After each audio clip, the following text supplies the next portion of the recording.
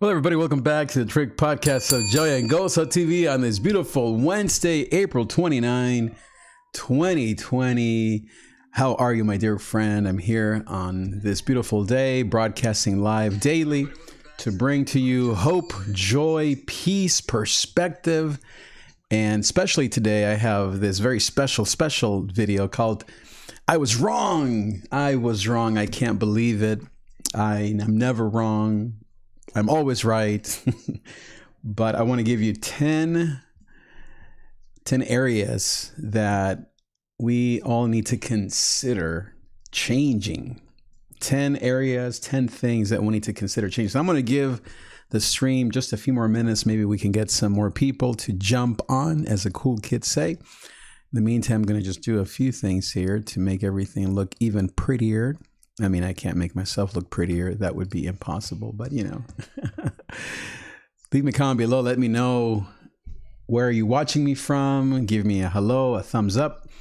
Tell me how are you, and your comment will appear right on the screen right there on this beautiful day. Today is Wednesday, April 29th. Here in the Long Beach area is trash day. So don't forget to bring out your trash containers. Every Wednesday I help with that. I'm so good, such a good husband.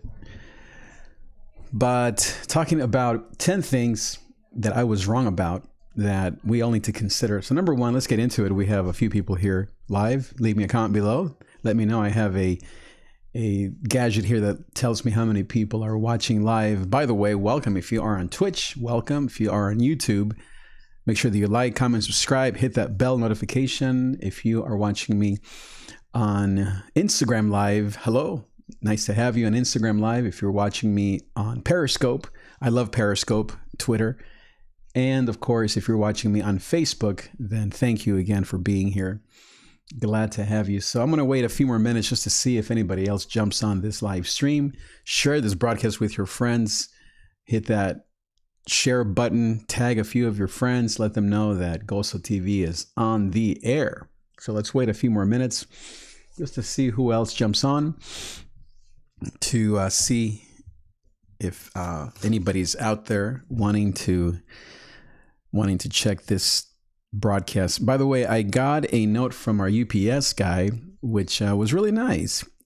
It says, "Thank you for the kind words." And at first I wasn't sure what he meant, but I imagine it's a he. But we have a sign that I put out there. Maybe you remember from 2 months ago when this whole thing started.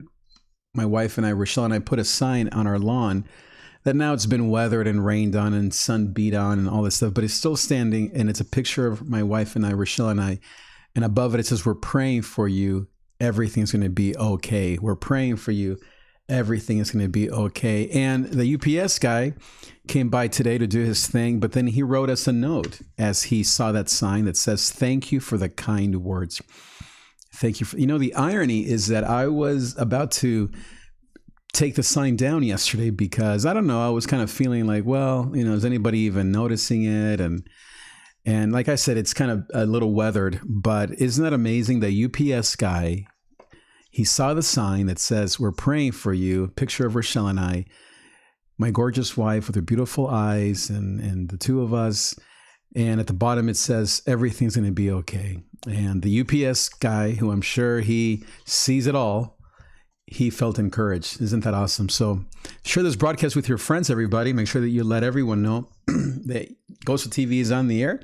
Let me know where you're watching me from and kind of how you're doing today on this gorgeous Wednesday. Right now in the Long Beach area, 73 degrees Fahrenheit. Beautiful day. I was outside earlier this morning reading and preparing for Sunday and working through just some of the next steps. And it was really a beautiful time. Last night, I was also out there in our backyard, just talking to our son, David, just about his next steps with school and work, and just praying together. This morning, I also spent a good 30 minutes talking to my mom about the same thing, just about faith and trusting God and encouraging each other. Then I also watched a bunch of videos from different preachers and different communicators, different spiritual leaders that really encouraged me to stay focused. These days, you and I, my dear friends, have to guard our minds. The Bible says, above all things, we have to protect our minds, because it's not about the truth, because the truth is what sets us free. It's about us getting the truth into our minds. And so it's not enough to just know what's right. You have to actually get the right stuff into your brain. It's like the other day, I was hungry and I didn't want to eat the usual stuff, tortillas with cheese or eggs, but I was hungry. And so then Isabella, she's into health and fitness. She was making a acai, whatever bowl. It was just delicious. You know how these young people are. It was, I don't know, it had peanut butter and all this healthy stuff and almond this and almond that. And wow, I was about to take it from her. And well, I wasn't. I just definitely gave a look like I wanted it. And of course, if you know her, she's like, you can have one bite. And I had one bite, and man, I was like just mystified the whole day. That's all I wanted. And sometimes, when you hear the truth of God, that's how it is. You know that it's the right stuff. You know that that's what your body needs. It's what your mind needs. And so you can't get enough of it. So let me just wait a few more minutes to see who else comes into the live stream. Welcome back, by the way. If you are here, thank you for being here. Leave me a comment below. Say hello, say how are you, say hola, ¿cómo está? If you are a Spanish speaker, you have to wait. I'm sorry, we're going to do a Spanish one here maybe later this afternoon or maybe this evening or tomorrow. But if you are an English speaker, welcome to the show. Welcome back to my channel. Okay, so let's get into it. I think we have 2-3 people here in the different platforms. So let's get into it. 10 areas that we need to change in our lives. I was wrong about all 10 of these, and I want to walk you through these. Number one is I was wrong about, number one, I could eat whatever I want and it doesn't matter.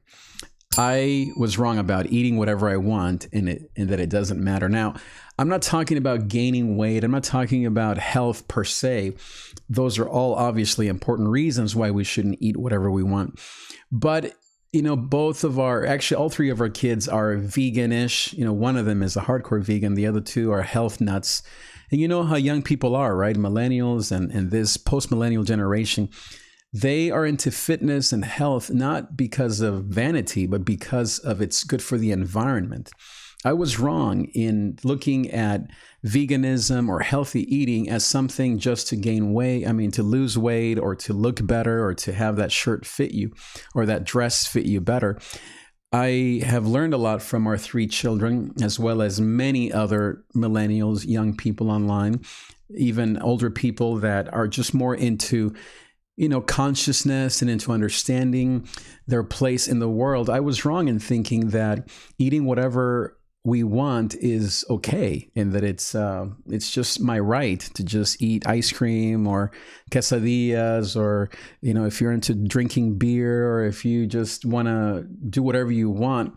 Not only is it not good for our bodies, but it also affects the environment.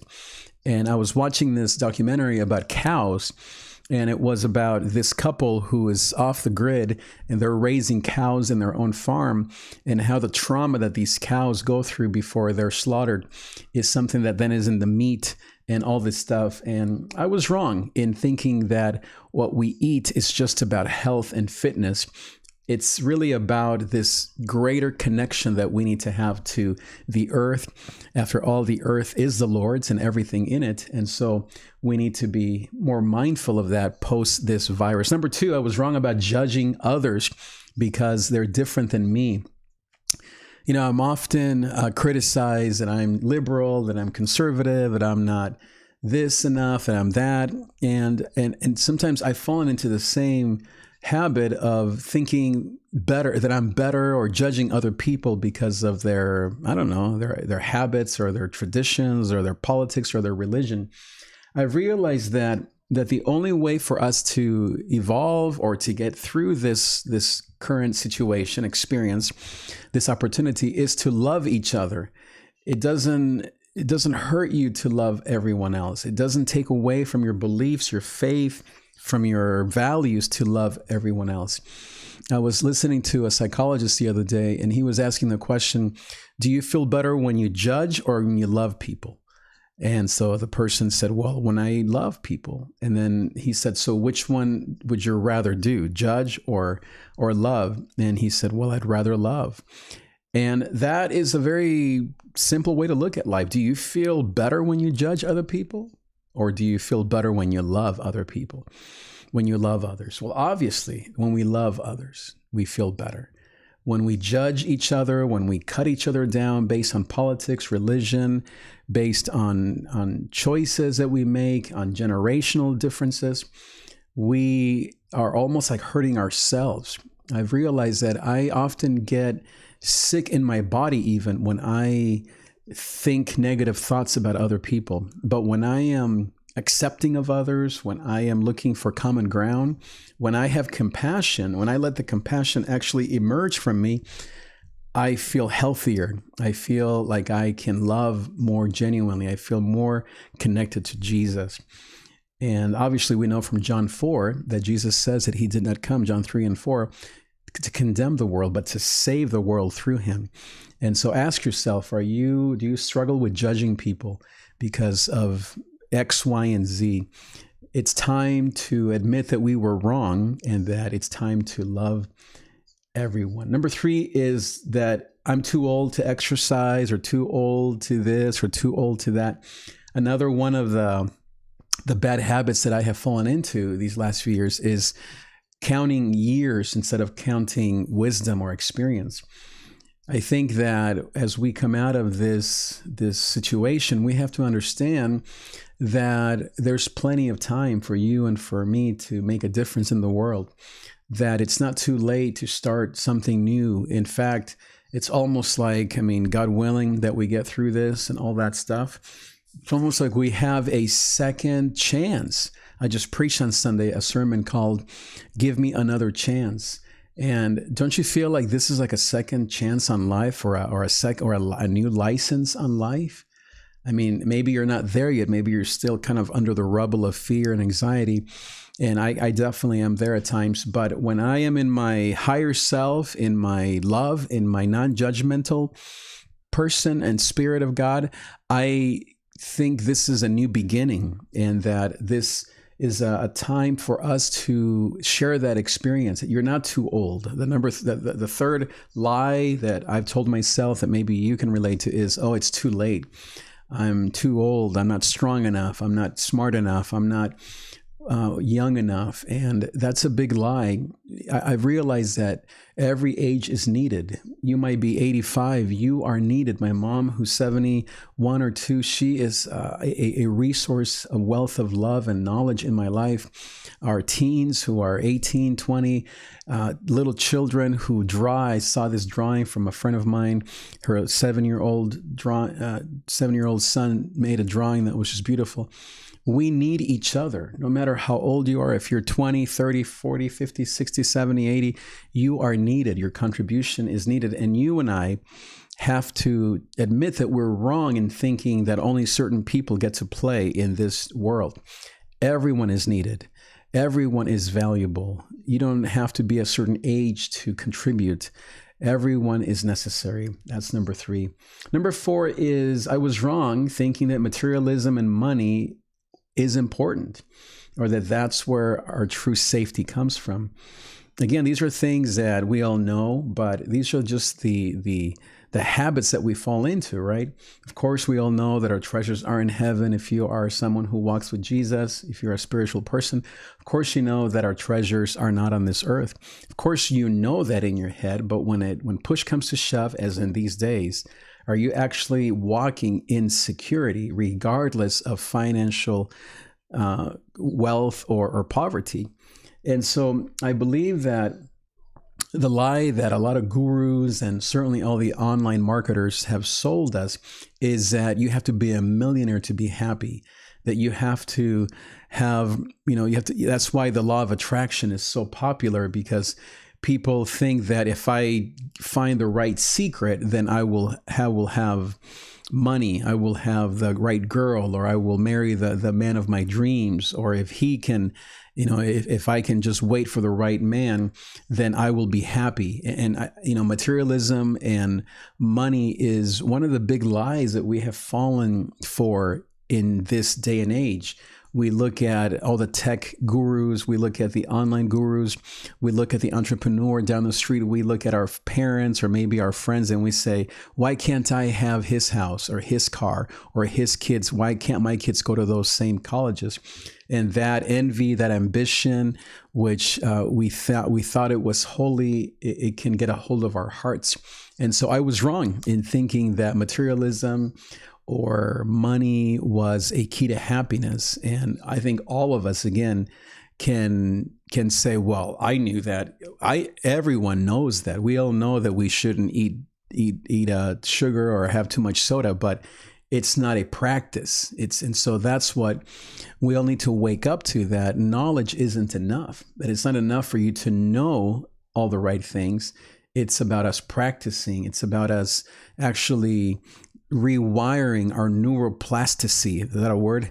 Our neural connections that we've had in our brain for 20, 30, in our brains for 20, 30, 40 years, whether it's materialism is the way out of my poverty, or money will make me happy, or maybe you're on the other end, you're like, oh, money doesn't make me happy, I don't even want money, and you're worshiping poverty. You're worshiping you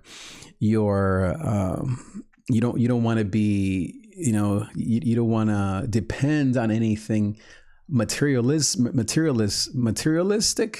Yeah, that's materialistic. And yet you maybe are married to someone who does, or your kids are saying, Mom, why don't we have enough? And so you're in this tension.